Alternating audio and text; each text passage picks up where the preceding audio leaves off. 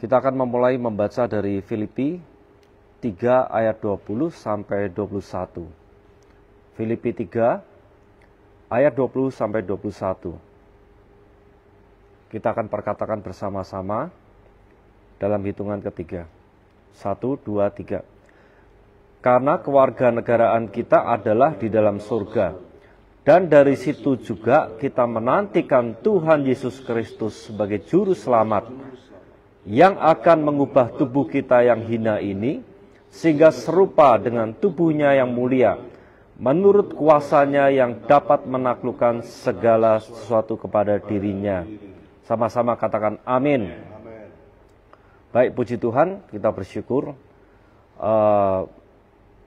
Rasul Paulus memberikan suatu pengharapan sejati akan kedatangan Tuhan Yesus kedua kali yang akan menjemput kita semuanya, orang-orang yang setia dan taat kepada Yesus. Tentunya ini adalah suatu pengharapan yang membawa kepada sukacita yang luar biasa, saudara ya, karena Yesus akan datang dalam kemuliaan di awan-awan permai dan kita akan mengalami rapture. Itulah harapan kita yang sungguh kita nanti-nantikan. Dan dalam sekejap mata pun kita akan diubahkan seketika dalam tubuh kemuliaan, tubuh yang tidak fana, tubuh yang tidak akan binasa. Itulah harapan kita. Apa yang bisa kita harapkan dari dunia ini sebenarnya? Ya, karena kita tahu bahwa dunia ini akan segera lenyap ya dengan segala isinya. Dan Alkitab pun mengatakan bahwa dalam kehidupan dunia ini kebahagiaannya adalah penderitaan, ya. Kita akan mengalami penderitaan, tantangan, masalah yang silih berganti, dan tentunya ini tidak memandang status kita, kondisi apapun, jabatan kita, usia. Semua manusia selagi ada di muka bumi ini pasti akan mengalami pergumulan, ya. Dan manusia yang tidak percaya kepada Yesus, tidak setia, tidak mendapatkan pengharapan akan kedatangan Yesus itu, pasti tidak akan memiliki arah tujuan yang benar, ya. Dan tentunya kehidupannya pun pasti tidak akan disertai Tuhan, ya. Dan tentunya kita bisa melihat bahwa orang-orang dunia ini memang mereka seringkali lebih fokus kepada dunia ini daripada kepada Tuhan, memandang kebesaran Tuhan, ya. Sehingga saat menjumpai masalah, tantangan, mereka merasa tidak berdaya, mereka merasa lemah, bahkan putus asa, ya. Dan inilah akibatnya apabila kita tidak memiliki Yesus dalam hidup kita dan kita tidak berjalan dalam rancangan Tuhan yang luar biasa, ya. Sehebat-hebat apapun, sekuat apapun, sepandai apapun, ya, kita pasti akan lemah, saudara, ya. Kalau kita memiliki pengharapan hanya di dunia ini yang sia-sia, ya, semuanya akan sia-sia. Dan tentunya kita percaya bahwa rencana, desain Allah bagi kita semua manusia seharusnya mulia, ya. Kita diciptakan segambar dan serupa, dan bahkan dalam kemuliaan.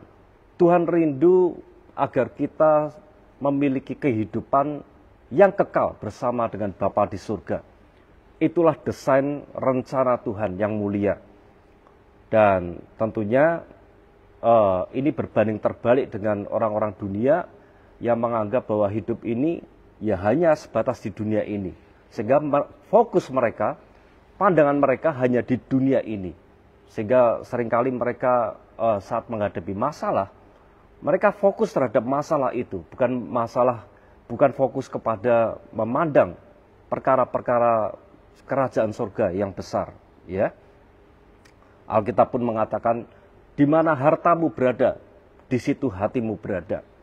Kita harus seringkali cek walaupun kita orang percaya, mengaku murid Yesus, kita harus seringkali cek hati nurani kita. Di mana posisi hati kita? Apakah melekat kepada Yesus, pimpinan hidup kita, raja kita, atau melekat kepada dunia ini, atau harta, atau posisi, jabatan, atau bahkan pelayanan, atau bahkan gereja secara fisik, ya, yang tentunya itu tidak sesuai yang Tuhan harapkan, ya. Tetapi Tuhan rindu bahwa hati kita hanya tertuju kepada Yesus, ya, pemilik hidup kita, ya. Maka carilah perkara-perkara kerajaan surga, bukan perkara dunia ini. Ya, saya pernah ceritakan, membagikan kesaksian bahwa saya pun pernah mengalami perjumpaan secara pribadi dengan Yesus melalui mimpi, ya, dibawa ke dalam satu penglihatan yang luar biasa mulia di awan-awan permai, mengalami rapture, ya, pengangkatan itu. Sungguh pemandangan yang luar biasa yang saya tidak bisa lukiskan dengan kata-kata, ya. Ada damai sejahtera, ada sukacita yang saya tidak pernah alami.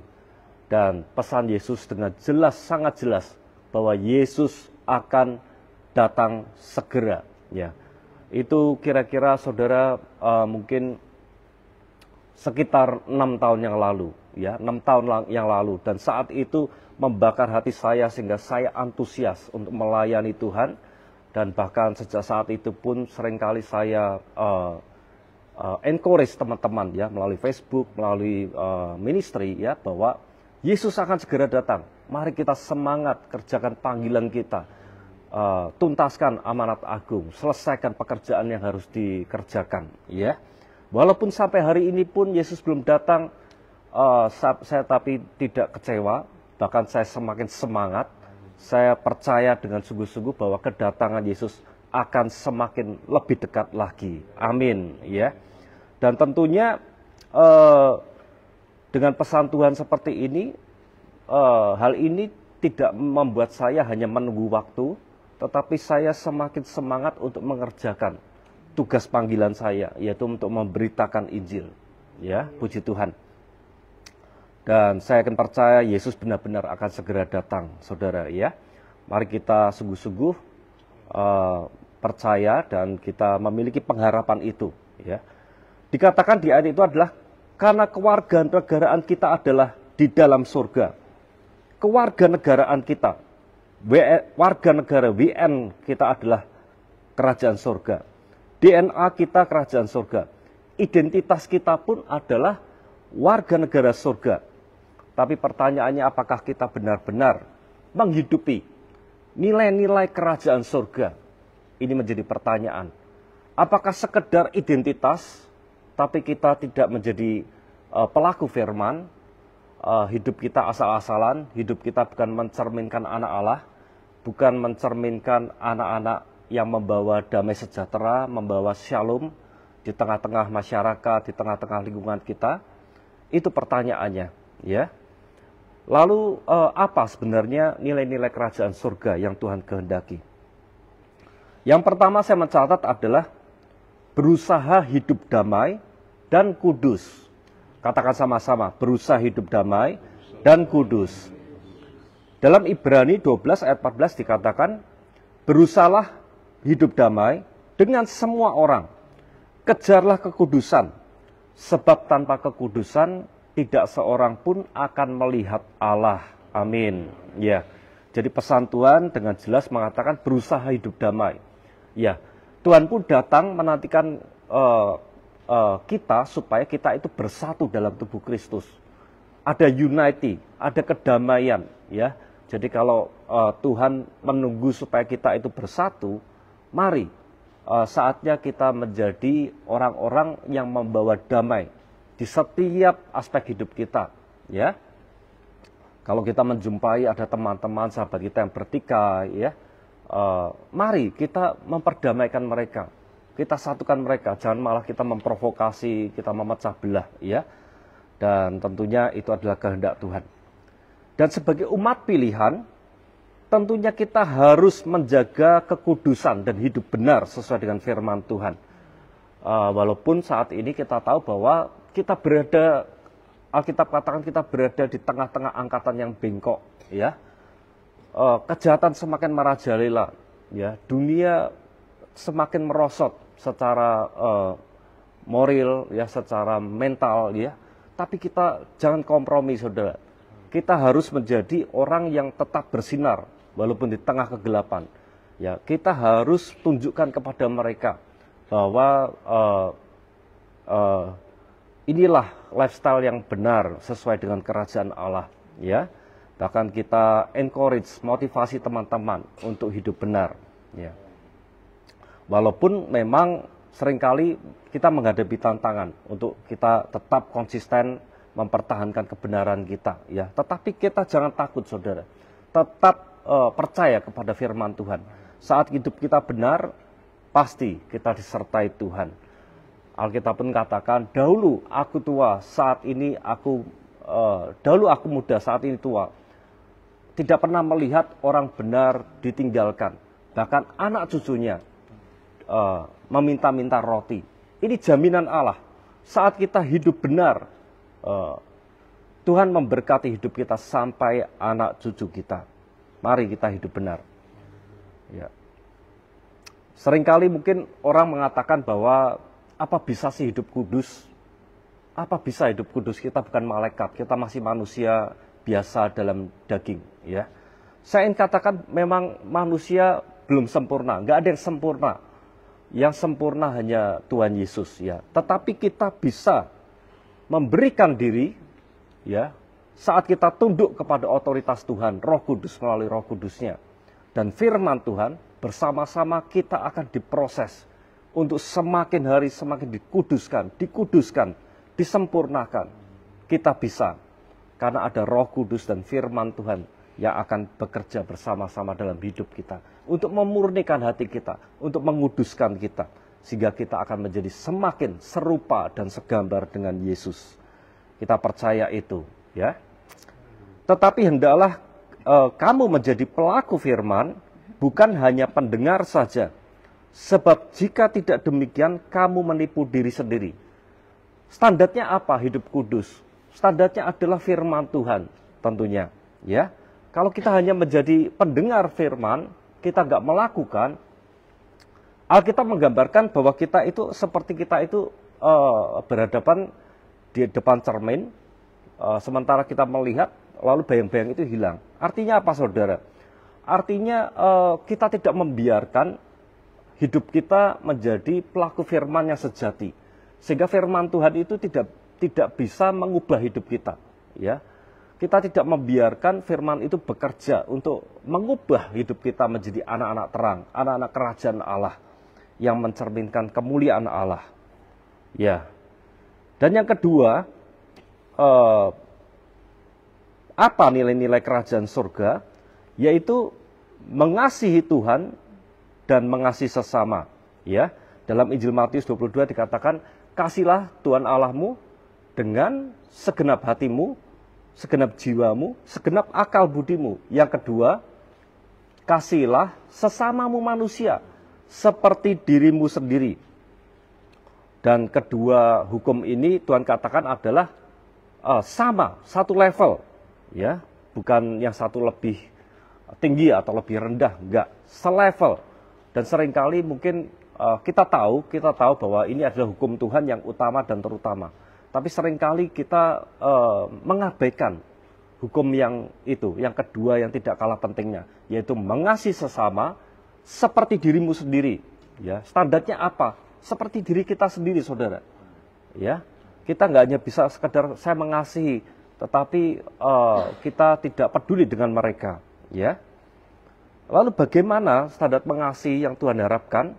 Tentunya kita harus berdamai dengan hati kita, ya. Kita harus mempunyai hati yang mengampuni terhadap sesama kita. Dan hal ini tentunya butuh ketulusan hati, kerelaan hati untuk benar-benar mengikhlaskan apapun yang terjadi di masa lampau kita. Dan banyak saya jumpai memang orang-orang yang sulit melakukan hal ini, ya. Mereka masih memendam akar kepahitan, masih memendam dendam, amarah terhadap sesama, terhadap saudara-saudara yang pernah mungkin menyakiti, ya. Dan ini akan menjadi semak duri yang sangat berbahaya, saudara. Akan membuat celah iblis yang akan bekerja untuk menghancurkan hidup kita. Ya, saya ada cerita kemarin, memang ada sahabat yang dia itu kepahitan dengan gembalanya, ya. Saya sudah berusaha untuk motivasi, doakan gitu ya. Tapi memang saya percaya masih proses saat itu, ya. Masih proses, dia masih sulit untuk melepaskan itu, ya. Dan dari pembicaraannya, gaya bahasanya itu memang masih kelihatan sekali memang bahwa dia belum bisa berdamai, ya. Nah, sementara dalam proses itu saya mencoba untuk motivasi, ya. Tetapi saya memang menjumpai tiba-tiba itu kemudian dia jatuh ke dalam perselingkuhan, saudara. Dan ini saya melihat dengan jelas sekali cara kerja iblis itu memang menangkap, ya, luar biasa, menangkap suatu perkataan, ada kuasa perkataan yang ditangkap oleh iblis, ya. Ini menjadi celah, ya, bagi iblis karena dia sempat ungkapan kejengkelannya dengan Pak Gembala gitu, ya. Dan ini ditangkap benar-benar oleh iblis, saya percaya, dan masuk ke dalam hati dan akhirnya berbuahkan kepada dosa, ya. Tapi bagi Tuhan nggak ada yang mustahil untuk kita dipulihkan, ya. Jadi ini saya berbicara artinya bahwa sangat berbahaya sekali kalau kita membiarkan dendam, amarah dalam hati kita. Ini sangat berbahaya sekali, saudara. Ya, bahkan doa Bapa kami pun kita tahu bahwa ampunilah kesalahan kami seperti kami pun mengampuni kesalahan orang lain, ya. Saat kita mempersembahkan pezbah pun Tuhan ajarkan, ya, di depan atap merbah, berdamailah dulu dengan saudara kita. Kalau kita teringat saudara kita, kesalahan kita, pergi dulu, berdamai dulu.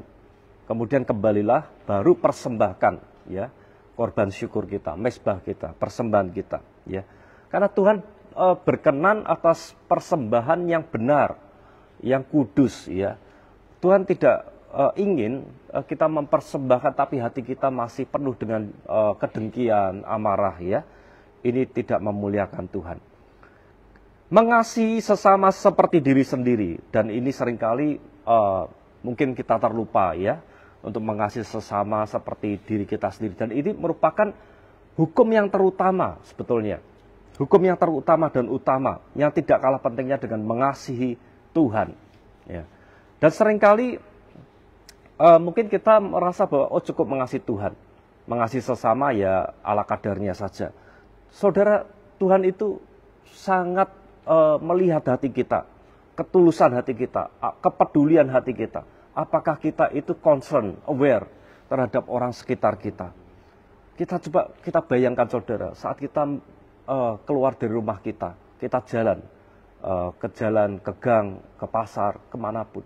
Banyak sekali kita menjumpai orang-orang yang lemah, orang-orang yang butuh belas kasihan kita, orang yang butuh pengharapan, butuh kita doakan. Apakah kita peduli dengan mereka? Itu yang menjadi perenungan kita hari ini. Apakah kita sudah peduli terhadap mereka? Ya, karena di sekitar kita banyak sekali jiwa-jiwa yang Tuhan kirimkan tentunya. Ada maksud di balik kita sebagai umat Tuhan berada di tengah-tengah mereka supaya kita menjadi berkat bagi mereka. Jangan sampai kita tidak peduli dengan mereka, ya. Ingat, saudara, perumpamaan orang kaya dan Lazarus, ya. Tentunya Alkitab mencatat ini, tentunya ini menjadi suatu pemandangan yang harus kita benar-benar cermati, ya, tentang orang kaya dan Lazarus. Betapa saat itu kita tahu orang kaya mengabaikan, ya, Lazarus yang saat itu membutuhkan, ya, dan kemudian ada pemandangan bahwa orang kaya itu berada dalam neraka. Kita bisa melihat gambaran neraka yang begitu menyiksa, begitu panasnya, sehingga orang kaya itu mengatakan, Tuhan, berikan air secucuk saja, teteskan dalam lidahku. Ini menggambarkan begitu panasnya api neraka itu, saudara. Tuhan katakan, gak bisa, di tempatmu dan di tempatku itu ada jurang pemisah, ya. Kalau begitu, kirimkan, bangkitkan orang mati untuk memberitahukan saudara-saudaraku, masih banyak mereka yang belum percaya, masih banyak banyak dari mereka yang belum menjadi pelaku firman, ya.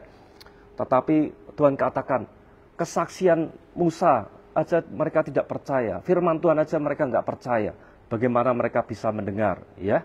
Jadi ini sebagai warning, saudara, ya. Amsal 3 ayat 27 mengatakan, janganlah menahan kebaikan kepada orang yang berhak menerima, padahal engkau mampu melakukannya. Ya, saat kita menjumpai orang, padahal kita mampu untuk mungkin sekedar mendoakan, mungkin nggak harus materi dulu, ya. Kita mampu mendoakan mereka loh, tapi kita mungkin acuh tak acuh karena apa? Kita seringkali kita lupa gitu, ya, malas atau apapun, ya. Ini Tuhan pasti mencatat, saudara, ya. Kita tahu di dunia ini kita punya komputer, punya CCTV, punya monitor, itu aja sempurna, saudara. Mencatat semua kehidupan dengan sempurna komputer itu, ya. Saya melihat itu cara kerja polisi mencatat CCTV, semua sempurna. Apalagi saya bayangkan komputer surga itu mencatat pasti dengan detail teliti, saudara. Ya, saat nanti kita menghadap dalam tahta pengadilan Kristus, pasti ada gambaran, saudara. Saat itu kita sedang berjumpa dengan si A, si B, si C. Padahal kamu mampu loh, tapi kita nggak melakukan, ya. Mari kita mulai peka, kita peduli lagi, lebih lagi, saudara, supaya kita menjadi hamba yang berkenan di hadapan Tuhan. Ya, Yakobus 4 ayat 17 mengatakan, jika seorang tahu berbuat baik padahal mampu melakukan, ia berdosa. Ini firman Tuhan yang katakan, ia berdosa. Kita mampu melakukan perbuatan baik, tapi kita nggak melakukan, ya. Saya seringkali mengingat bahwa paling kita itu kalau membagi berkat itu, ya, terhadap orang-orang di jalanan itu mungkin sekitar berapa ribu atau 10.000. Itu nggak akan berarti buat kehidupan kita gitu, tapi sangat berarti buat mereka, saudara, ya, apa yang kita berikan. Perhatian kecil pun pasti akan membuat mereka bisa mengucap syukur ada kebesaran Allah gitu, ya. Jadi tentunya kalau kita sama-sama, saya yakin percaya kalau gereja Tuhan, orang-orang percaya, sama-sama kita bergerak dan peduli terhadap orang-orang sekitar kita. Wow, saya membayangkan dahsyat. Kekristenan kita bukan sekedar agama, ya. Kekristenan kita benar-benar menjadi garam dan terang, bersinar di tengah kegelapan. Saya membayangkan ini mungkin secara ekstrim dulu, ya. Kalau kekristenan kita itu ibarat kata seperti Bunda Teresa gitu, ya. Wah, luar biasa. Benar-benar bercahaya. Jadi orang sekitar mungkin agama-agama lain bisa melihat, wow, luar biasa. Mereka akan tentunya kagum, mereka akan bisa menerima orang percaya kekristenan kita, bahkan ibadah kita, ya. Saya akan percaya mereka tidak hanya menerima, mereka pasti akan tertarik untuk mengenal lebih dekat akan firman Tuhan, akan siapa Yesus itu. Bahkan lebih luas daripada itu, saya akan percaya, ya, persekusi, penolakan, penganiayaan itu akan semakin kecil sekali. Kita akan meminimalisir kejadian-kejadian itu, ya, karena benar-benar nyata orang Kristen menjadi berkat dan berdampak dalam kehidupan yang nyata. Puji Tuhan. Kemudian yang terakhir, saya mencatat bagaimana nilai-nilai kerajaan Allah adalah menjadi terang, ya, menjadi terang. Kamu adalah garam dunia, ya. Kalau garam itu hambar, apa gunanya? Tidak ada gunanya selain dibuang dan diinjak orang. Wow, ini peringatannya sangat tegas. Kita tahu bahwa garam itu adalah benda yang sangat kecil, saudara, ya. Tapi kecil ini kalau kita lihat, ya, kita mungkin nggak menggunakan dalam kita mengolah masak gitu, ya, memasak gitu, ya.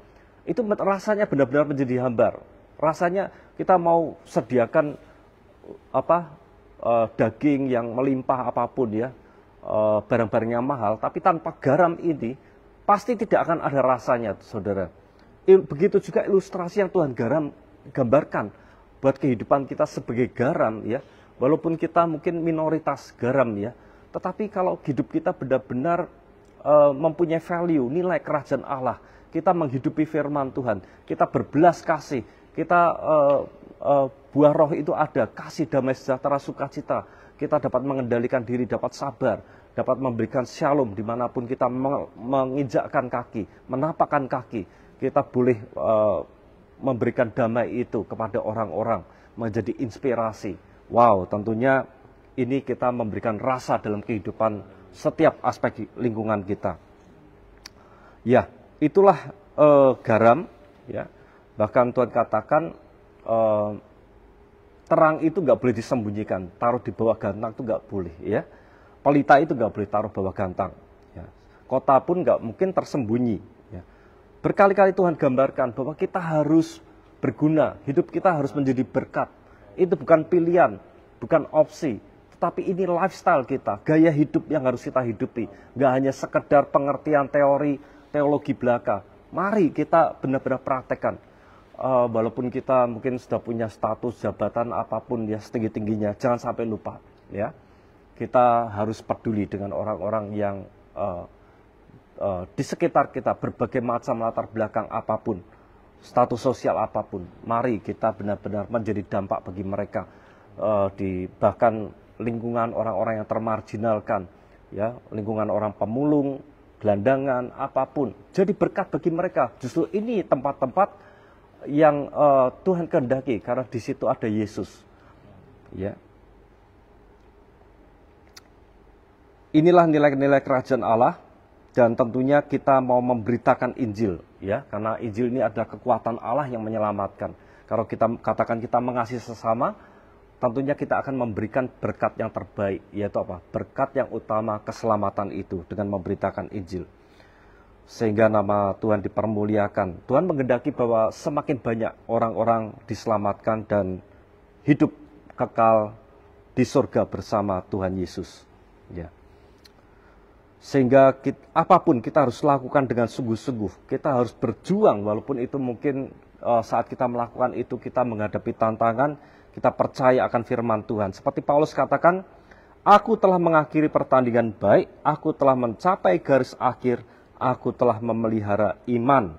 Sekarang telah tersedia bagiku mahkota kebenaran yang akan dikaruniakan kepadaku oleh Tuhan, hakim yang adil pada harinya, tetapi bukan hanya padaku, perhatikan, melainkan juga kepada semua orang yang merindukan kedatangannya. Wow, ya, jadi Tuhan sediakan mahkota bagi kita semuanya yang merindukan kedatangannya, bukan hanya sekedar merindukan, tetapi juga menghidupi nilai-nilai kerajaan Allah, menghidupi kebenaran firman Tuhan, menjadi pelaku firman, dan kita boleh mengasihi Tuhan Allah dengan segenap hati, jiwa, dan akal budi, dan mengasihi sesama kita manusia seperti diri kita sendiri.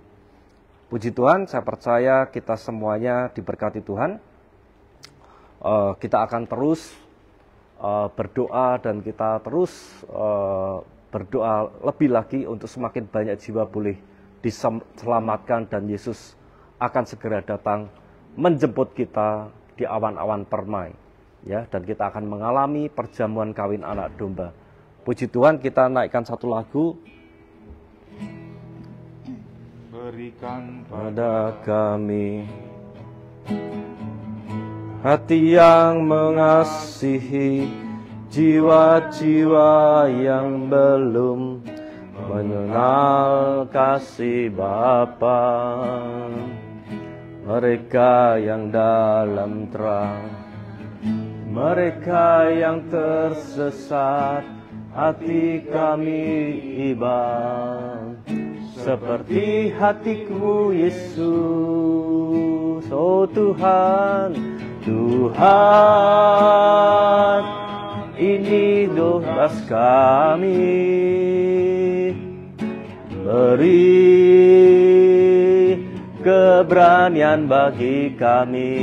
Taruhlah Tuhan, taruhlah, taruhlah roh yang rela melayani dan menyenangkan hatimu Tuhan. Menyenangkan hati Tuhan, itu yang ku ingini.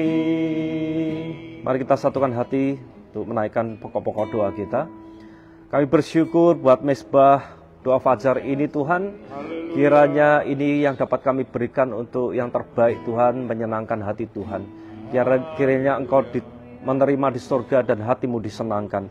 Dalam nama Tuhan Yesus, saat ini kami ingin berdoa Tuhan, bagi pemerintah negara ini, kami percaya Engkau memberkati Presiden, Wakil Presiden yang baru, beserta jajaran Kementerian, TNI, Polri, Yudikatif, Legislatif, semua jajaran pusat sampai daerah kota kecamatan ini Tuhan.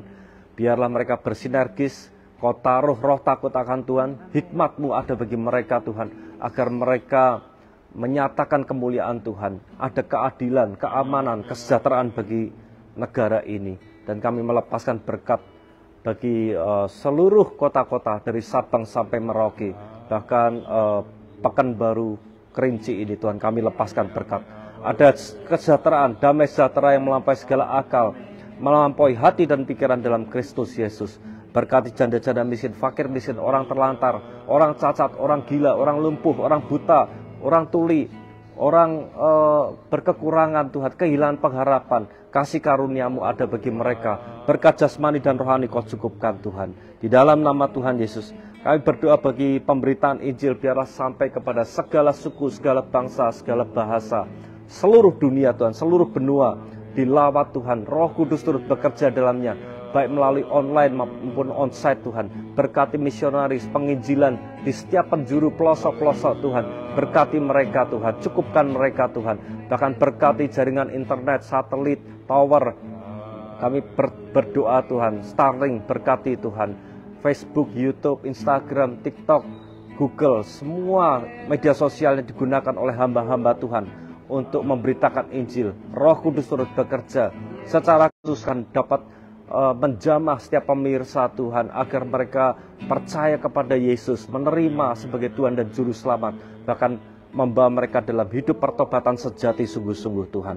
Dalam nama Tuhan secara khusus kami berdoa bagi negara-negara yang masih menutup diri untuk pemberitaan Injil ini. Korea Utara, Iran, Suriah, Sudan, negara-negara komunis ateis.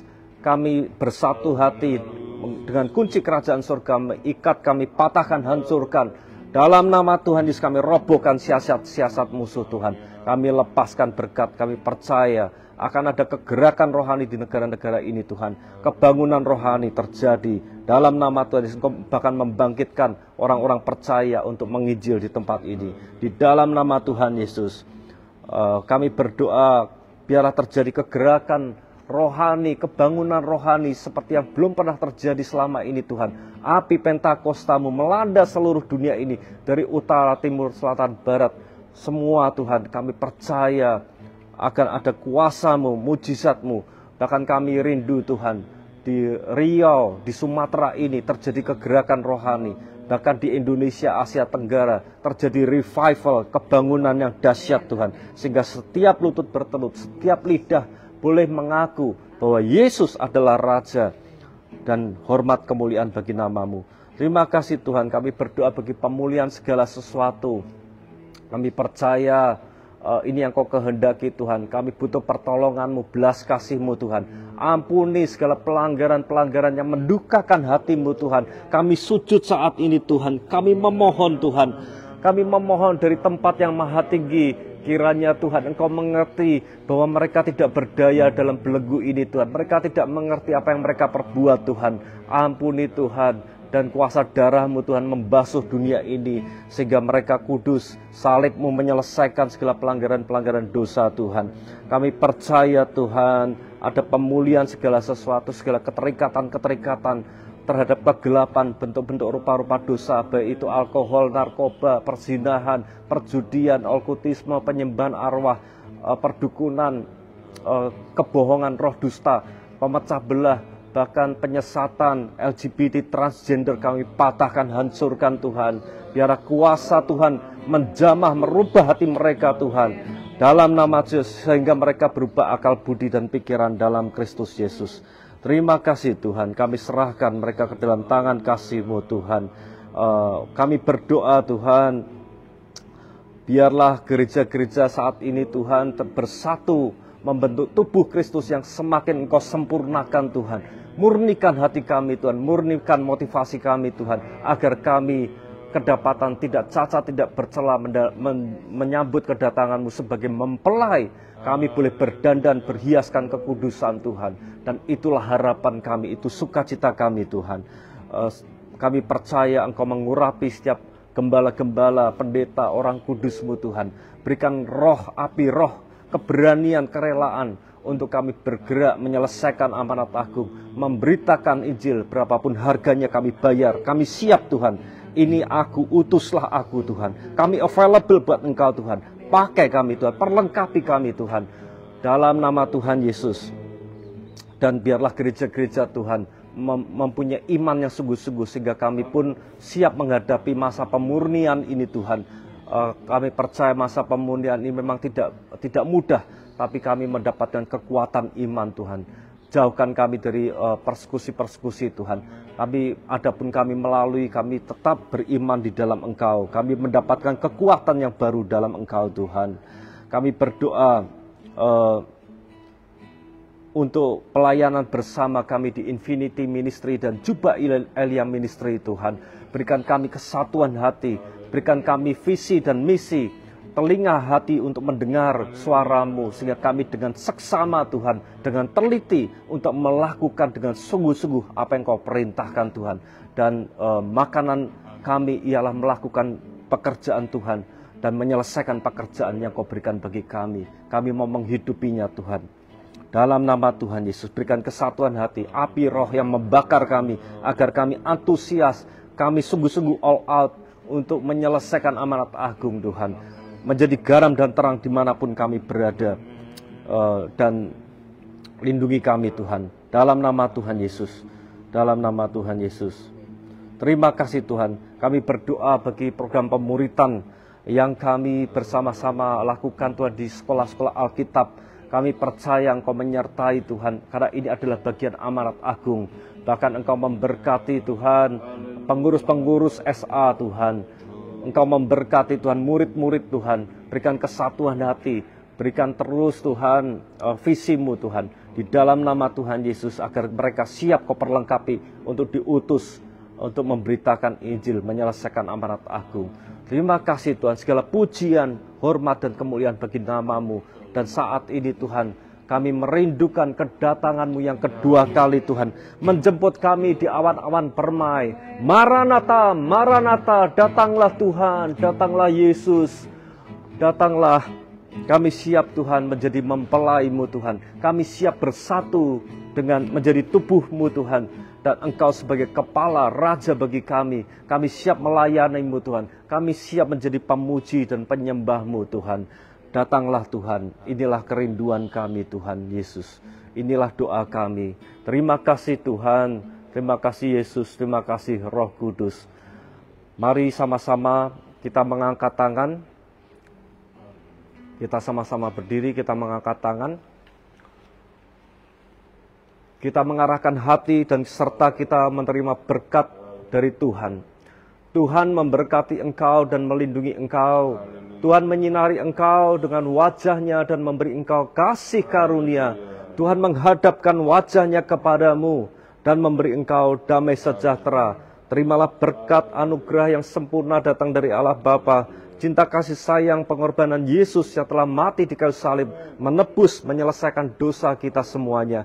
Pimpinan, pertolongan, penghiburan dari Roh Kudus menyertai hidup kita dari sekarang hingga Maranatha kedatangan Tuhan Yesus menjemput kita kembali. Dalam nama Bapa, Putra, dan Roh Kudus, terimalah berkat, jadilah berkat dimanapun engkau berada. Dalam nama Tuhan Yesus, sama-sama katakan amin, amin. Puji Tuhan, terima kasih semuanya. Tuhan memberkati, shalom.